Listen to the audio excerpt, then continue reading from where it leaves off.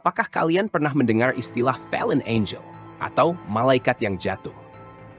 Istilah ini mengacu pada malaikat yang memberontak melawan Tuhan dan akhirnya diusir dari surga. Konsep ini terutama muncul dalam literatur apokrifa dan teks-teks Yahudi kuno, seperti Kitab Henokh. Namun, dalam Islam, konsep ini tidak diakui dengan cara yang sama. Kali ini, kami akan menjelaskan asal-usul dan perkembangan konsep malaikat jatuh dalam agama-agama besar, serta bagaimana pandangan Islam mengenai istilah misterius ini.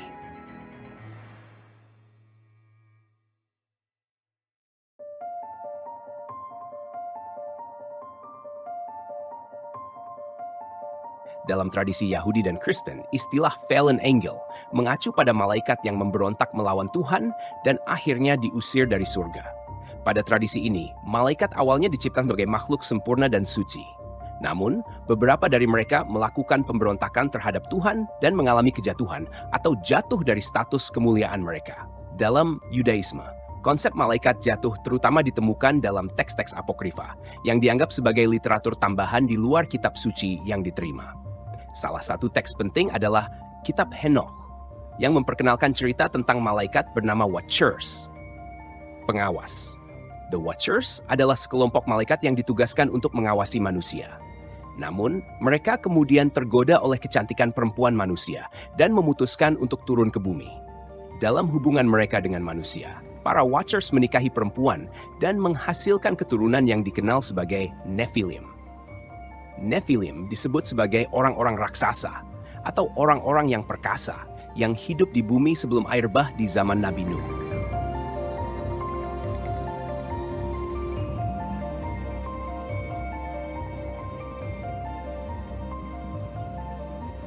Dalam tradisi Kristen, salah satu malaikat yang paling terkenal karena kejatuhannya adalah Lucifer, yang juga dikenal sebagai bintang fajar atau putra fajar.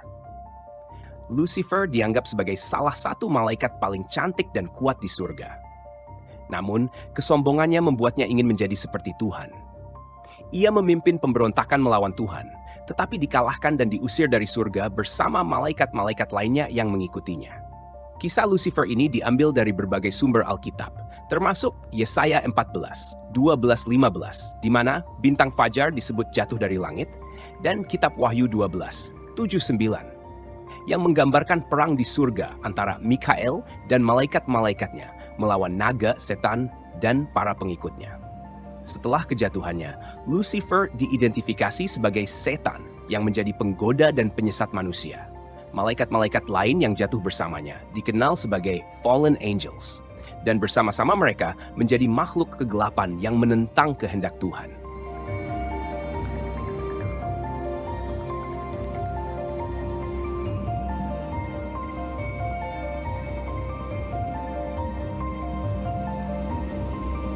Konsep malaikat jatuh sangat mempengaruhi literatur dan seni barat. Salah satu karya paling terkenal yang mengangkat kisah ini adalah Paradise Lost atau Kehilangan Surga.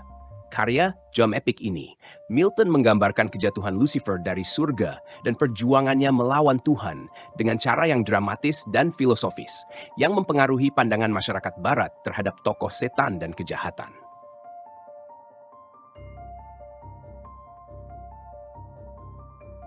Menurut ajaran Islam, malaikat adalah makhluk yang diciptakan dari cahaya dan tidak memiliki kehendak bebas.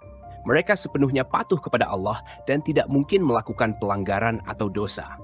Malaikat dalam Islam selalu menjalankan tugas-tugas yang diperintahkan Allah tanpa menyimpang sedikit pun. Hal ini berdasarkan firman Allah dalam surah At-Tahrim ayat 6.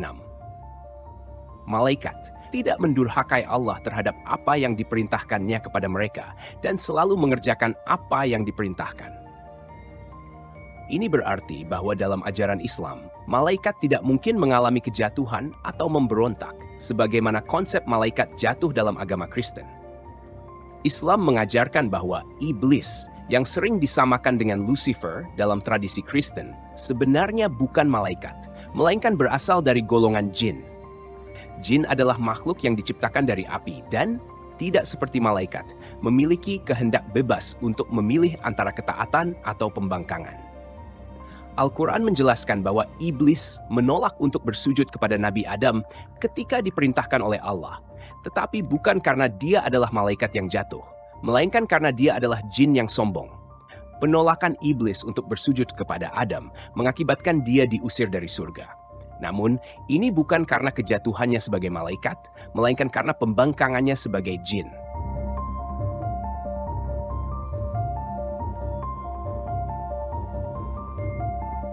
Dalam Islam, istilah setan digunakan untuk merujuk kepada makhluk yang membangkang kepada Allah, baik dari kalangan jin maupun manusia.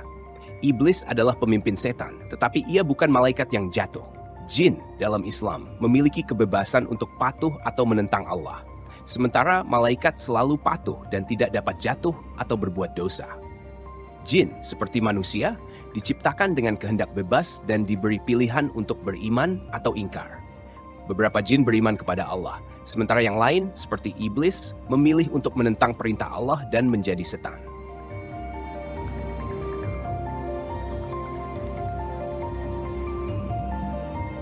Kesimpulan kisah tentang malaikat yang jatuh karena tergoda oleh manusia, seperti yang terdapat dalam kitab Henoch, tidak dikenal dalam Islam. Dalam pandangan Islam, malaikat tidak memiliki nafsu atau keinginan, sehingga mereka tidak mungkin terlibat dalam hubungan fisik dengan manusia. Oleh karena itu, konsep watchers atau hubungan antara malaikat dan manusia yang menghasilkan Nephilim tidak diakui dalam ajaran Islam. Malaikat jatuh adalah konsep yang berkembang dalam agama Yahudi dan Kristen, terutama melalui kisah-kisah seperti pemberontakan Lucifer dan kisah watchers dalam kitab Henoch. Namun, dalam Islam, konsep ini tidak diakui karena malaikat adalah makhluk yang selalu patuh kepada Allah dan tidak memiliki kehendak bebas untuk berbuat dosa atau membangkang. Sebaliknya, dalam Islam, iblis yang sering dianggap sebagai Lucifer dalam tradisi Kristen bukanlah malaikat yang jatuh, melainkan berasal dari golongan jin. Jin, berbeda dengan malaikat, memiliki kehendak bebas, dan iblis memilih untuk menentang Allah, yang menyebabkan dia diusir dari surga. Pandangan ulama Islam secara tegas menolak konsep fallen angel. Malaikat dalam Islam adalah makhluk yang tidak bisa berdosa dan selalu taat kepada Allah. Dalam teologi Islam, malaikat tidak memiliki kehendak bebas untuk memilih antara kebaikan dan keburukan, sehingga mereka tidak mungkin jatuh atau memberontak seperti dalam kisah Lucifer atau Watchers dalam tradisi Yahudi dan Kristen. Sebaliknya, kemampuan untuk berbuat dosa dan memberontak hanya dimiliki oleh manusia dan jin.